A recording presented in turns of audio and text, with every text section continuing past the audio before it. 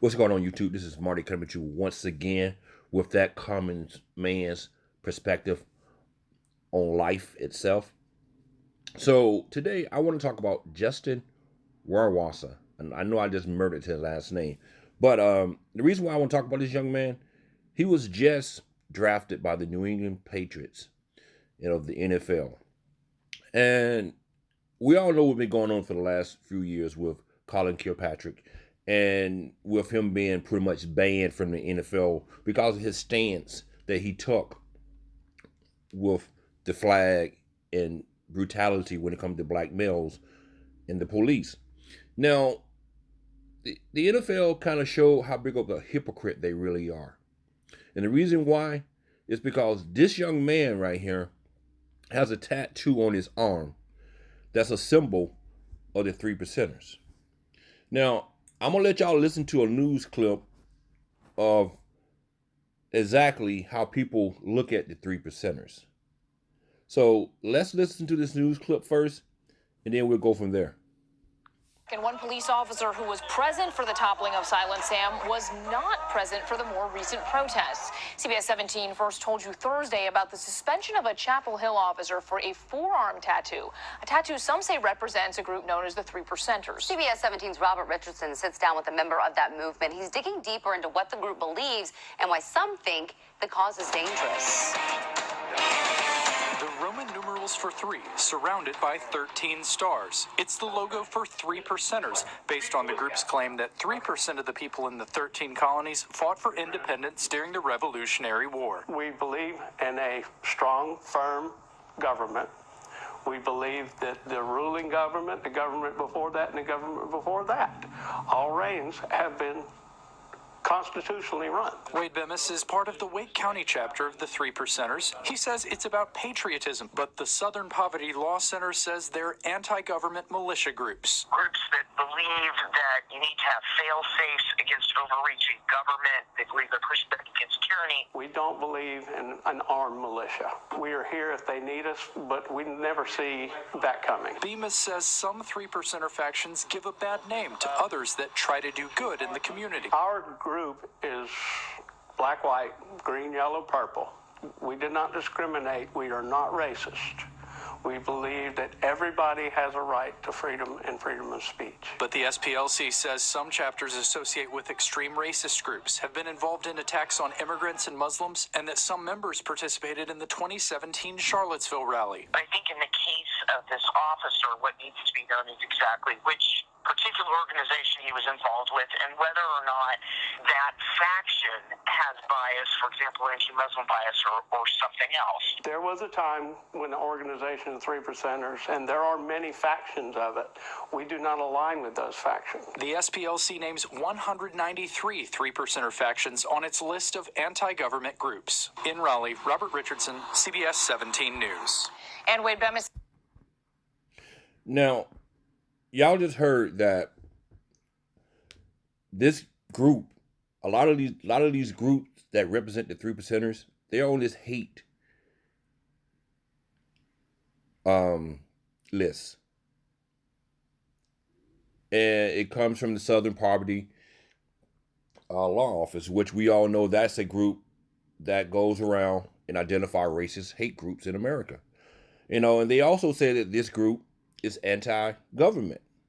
Now, you can read that pretty much this group was based on keeping the government in check, making sure the government do not overstep its boundaries when it comes to freedoms in the Constitution, which we all know in this day and time, this government is not going to do anything out of the ordinary when it comes to your freedom. Bottom line. I know we have discussions about the First and the Second Amendment, but honestly, do you really see this government doing anything to overstep those boundaries when it comes to those two articles of the Constitution? No, not at all. But let's get back to this. Now, Justin has a tattoo on his forearm that represents the Three Percenters. Now, we all know the NFL does its homework on every player that's drafted. We know this. So why would the NFL or the New England Patriots draft a person who has this tattoo on his forearm. Now, I feel like that is hypocritical of the NFL. Now, you sit here and you ban Colin because of his stance against the national anthem, because of a cause that he believed in. But then you go turn around and you go and you draft this young man who has a tattoo of a group that could be considered anti-government or even racist. What kind of message is that you're giving to the American people? A man who stands up for black shootings, unarmed shootings, you ban.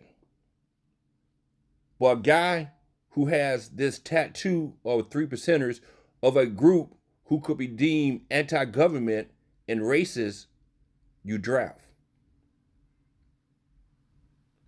Something's not right there. I don't get that. I'm totally lost. What type of message are you sending to the people of this country? If you peacefully protest something that you believe in, we will ban you.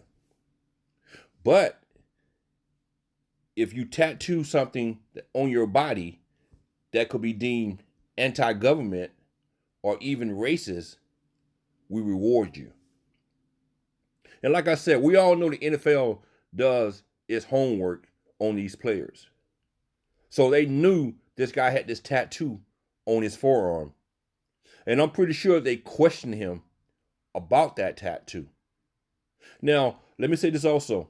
Now, I did hear an interview of the guy who was trying to explain what happened with that tattoo on his arm. Now, he claimed that he didn't really know what that meant and that he didn't do his research before he tatted that on his body. Now, for me, personally, it's very hard for me to believe that. It's very hard for me to believe that you would tattoo something like that on your body and not do the research first. So what I'm going to say, I'm going to call bullshit on that excuse. Straight up bullshit. But like I said, I want y'all to let me know, is the NFL sending out the wrong message when they ban a man for peacefully protesting, but then they turn around and go and draft someone who has that symbol clearly tatted on his forearm? You be the judge.